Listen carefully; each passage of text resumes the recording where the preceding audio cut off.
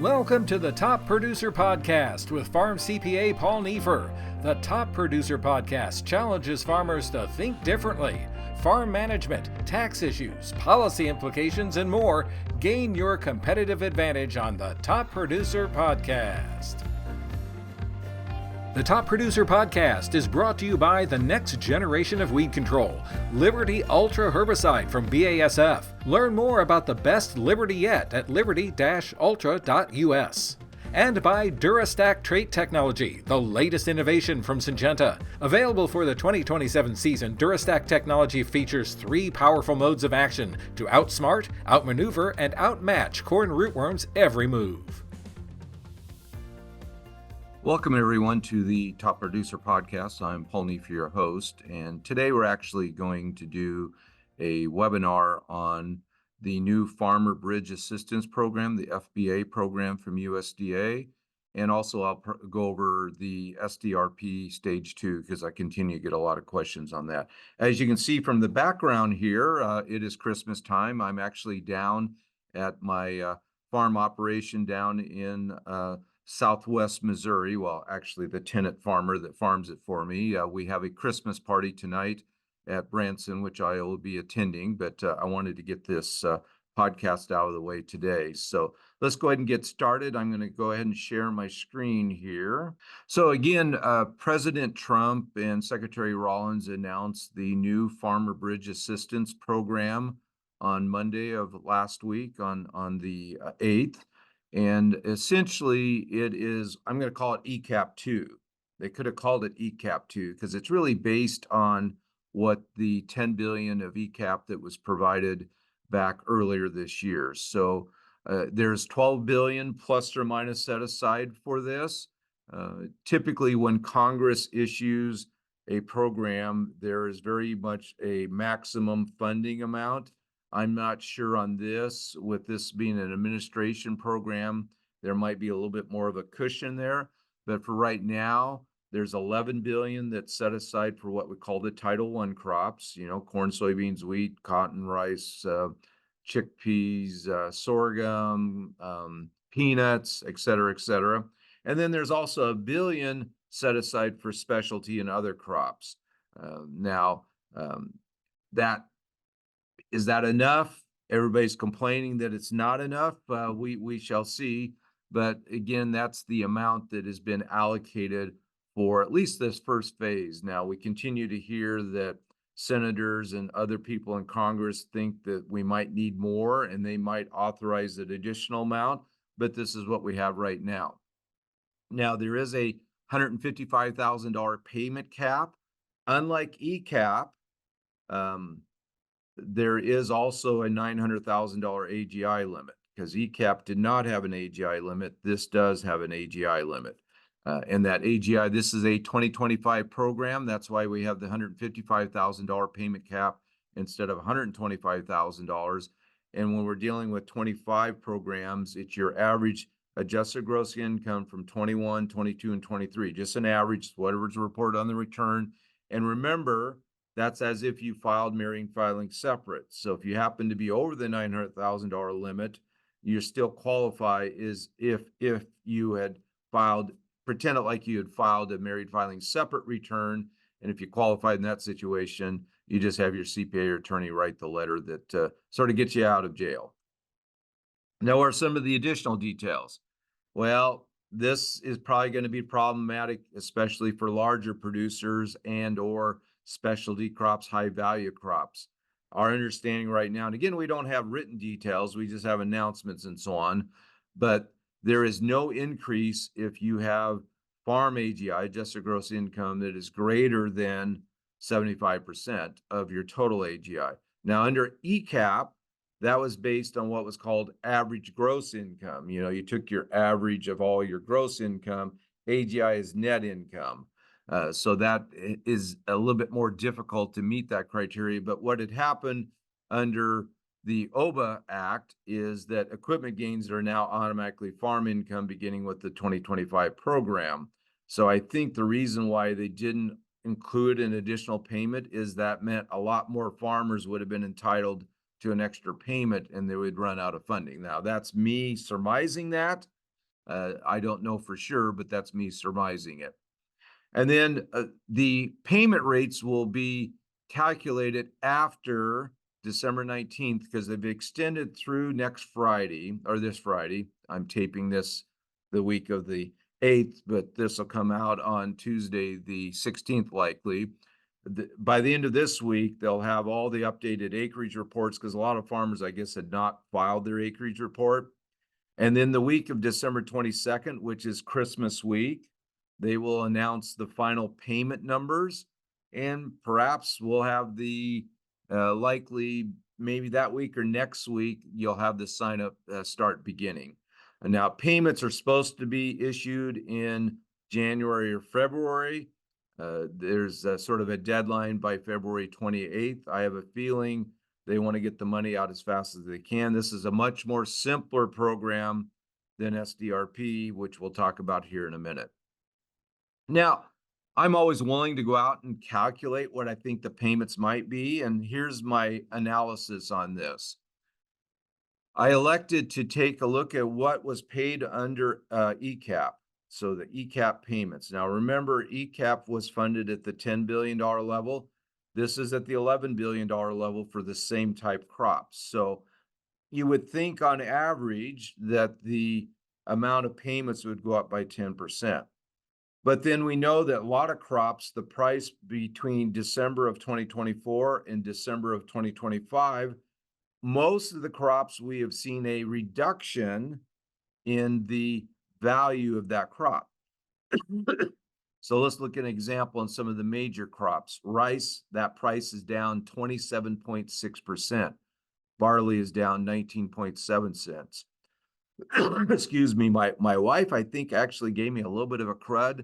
So you'll probably hear me cough a few times. I'm going to apologize for that. So then what I did is I took the 2025 ECAP number, multiplied it by 1.1, so 110%, and then I increased or decreased it based on the increase or decrease in the price from December of 24 through December of 2025. Now, in most cases, that bumped up the payment a little bit. But the big one that people don't realize, and I want to reinforce this, soybeans are actually higher now than they were back in December of 2024. So does that mean, because they were using the MYA price in December 24, this likely will use the MYA projected price of December 25, which was released last week on December 9th. So I think that should be logically about what it would be. Now, so my second to last column, that's my 2026 FBA estimate. So for the major crops, corn, $48.35, soybeans around $32, wheat, $37, cotton, $99, rice, $107, sorghum, $50, and then some of the quote minor crops are lower.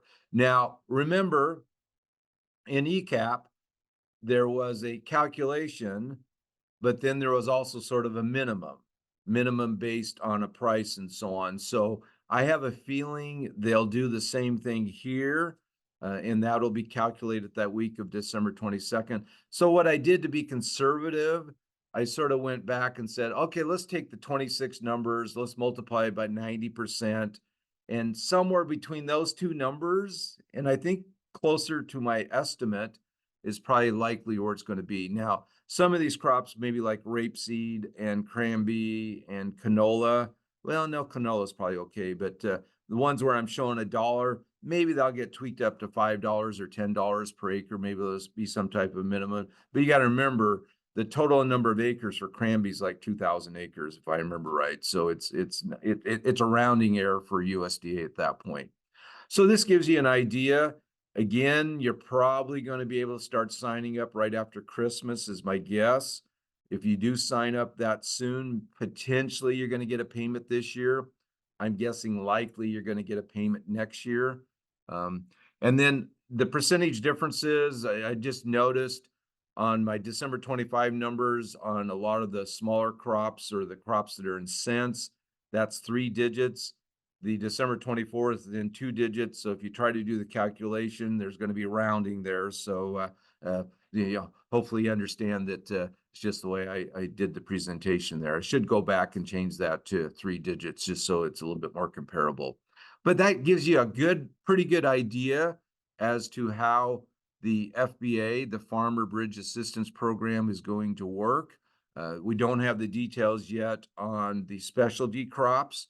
We'll have to wait to see what the final rule that is issued by USDA, which again, I would guess is either the week of Christmas or possibly that the week after Christmas, between Christmas and New Year's. So once that comes out, we will certainly go ahead and provide that information for you. And then I wanted to just touch on the SDRP Stage 2 details. We thought, now we always get in trouble when we think, but we thought that it would be exactly the same type of calculations as what was done under Stage 1. Stage 1, they took your crop insurance claim, and if you were at the 80% level, they topped you up to 95%, and then added in your crop insurance premiums and fees, and then took that result, multiplied it by 35%. Doesn't work that way under Stage 2. That would be too easy. Now it is based on yield only. Stage 1 was yield and price. So in this case, really the reality is if you're at the 80 and 85% level, you have to have at least a 5% yield loss before you're going to collect anything in 23 or 24. If you're at the 75% level, you got to have a 7.5% yield loss. If you're at the 70%, I think it's a 10% yield loss. So if you did not have a yield loss in 23 or 24, don't waste your time with SDRP Stage 2. Now, a lot of you farm in multiple states. You might have optional units.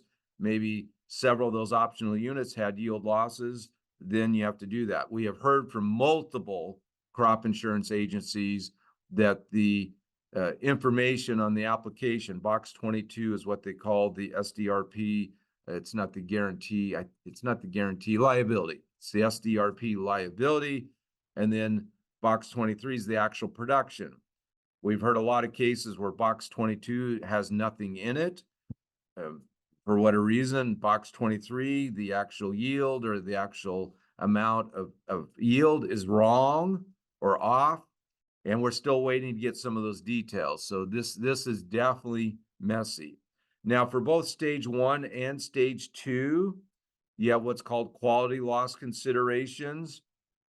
That means if you had excess stockage, very low test weights, high or low protein levels for wheat and so on, but maybe barley, you were growing barley for malt and it ended up being feed barley. Now, if that was covered by crop insurance, perhaps you've already been paid under Stage 1, but there is formulas that allow you to go through and understand how that might be calculated. And then finally, if you did not have crop insurance, there are formulas in the final rule that steps you through on how to do that.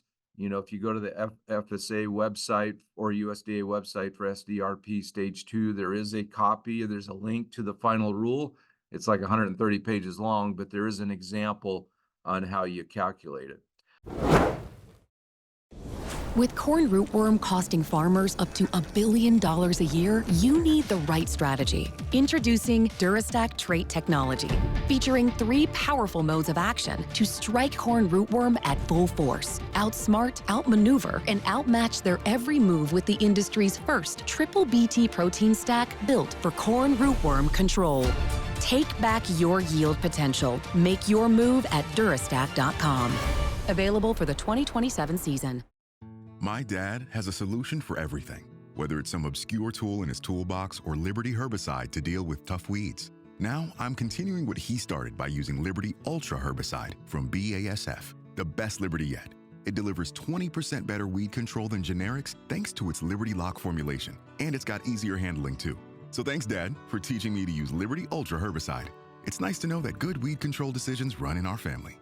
Always read and follow label directions.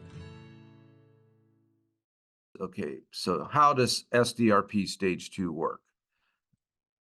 Oops. So for those of you that subscribe to my blog or a paid subscriber, you already get this. And remember, my blog is at farmcpareport.com.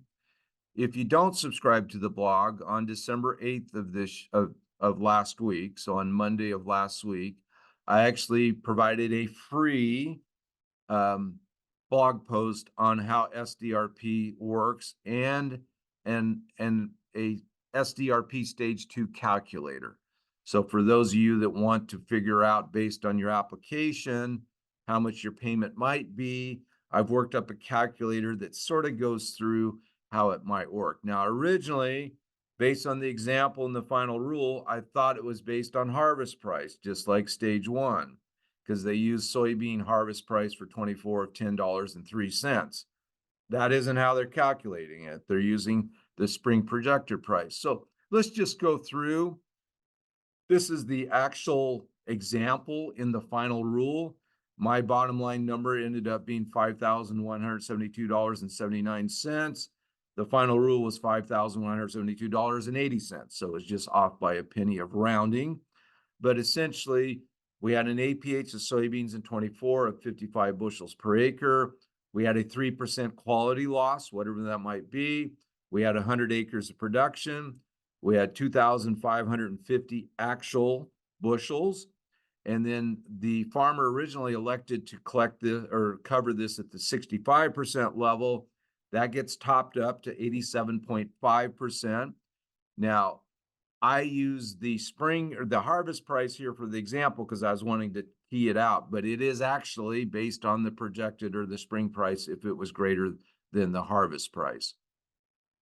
Okay, so in this case, what are the steps? We basically have 19 steps to this. So step 1 is you're going to input the pre-filled in application amount. And again, in the calculator above here, the yellow boxes is where you input. The acres covered is actually being calculated. The SDRP Stage 2 coverage is also being calculated. And then everything on step 1 through 19 is what the calculator is calculating. So in step 1, you put in the pre-filled in amount from box 22. Step 2, you enter the actual production amount shown in box 23, and then you fill in the rest of the yellow stuff. Step 3 is the number 1 minus your quality loss. So if you had a 3% quality loss, as in the example, that means your payment's going to be increased by approximately 3%. And then step 4, you multiply step 2 by step 3, and then the price you entered above, which again is the projected price. And then in step 5, you're going to take that amount that USDA pre-filled in box 22, and you're going to subtract what you calculated in step 4. Now, step 6 takes the input from the box 22 SDRP liability all over again. Then you're going to input the revised SDRP coverage level, because 87.5%. And then you're going to divide that box 22 amount by 87.5%, which will get you up to what your APH times price was. That's what you're trying to calculate. And then it's going to then multiply it by the coverage you actually did. Now, for me, to some degree, this doesn't make sense because this is backing out. Effectively, what this is doing is backing out the amount of crop insurance you originally would have collected. Well, if you collected crop insurance, that would have been covered in Stage 1. So I just don't know why it's doing that. I think at least that's my logic. And then, so step 10, you multiply those two numbers. So it's the gross coverage level times the old originally elected amount. So step 11 is your actual production. Step 12, you enter your and actually it's not the harvest price. Again, that's the projected price. Sorry about that. I forgot to change that after that. And then you just, step 13 is just the number 1. So step 14, you multiply 11, step 12 is step 13 to arrive at the total harvest value that you generated, but it was really based on the spring price, the projected price. And then step 15 subtracts step 14 from step 13. And then you look at step 16, you input your crop insurance premiums actually paid by the farmer. Step 17, you input the fees that are actually paid by the farmer. And then step 18 takes step 5 minus step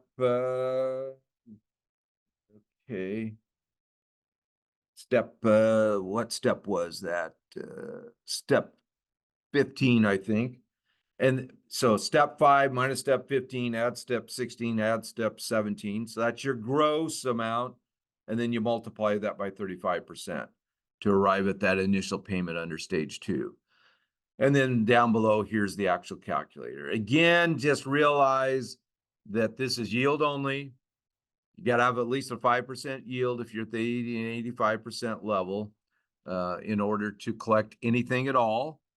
And so just with that. Now, where are we at on potential top-up payments under stage 1 and stage 2?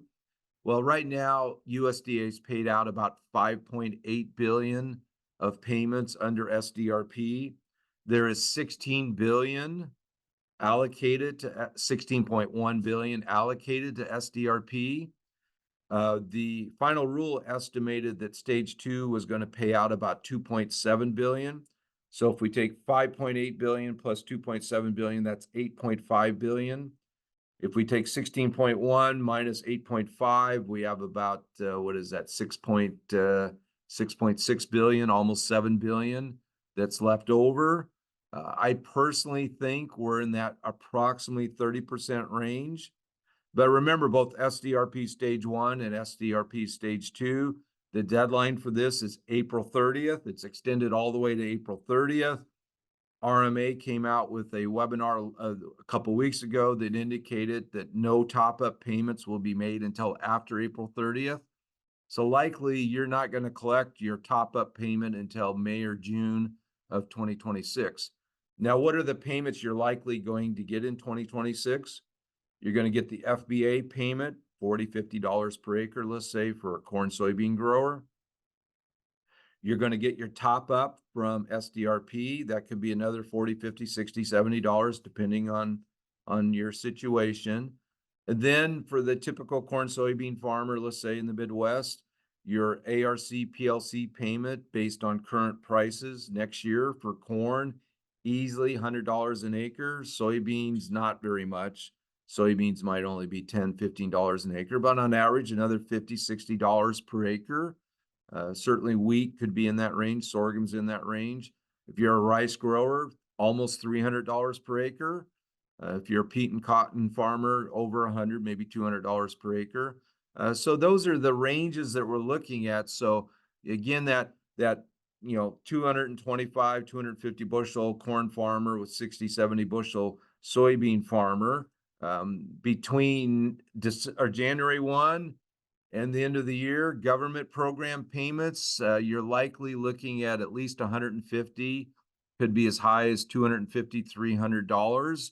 And so right now, as I heard in a webinar, a seminar I attended last week and actually spoke at, the discussion was you're not necessarily having a profit and loss issue next year. You're having a cash flow.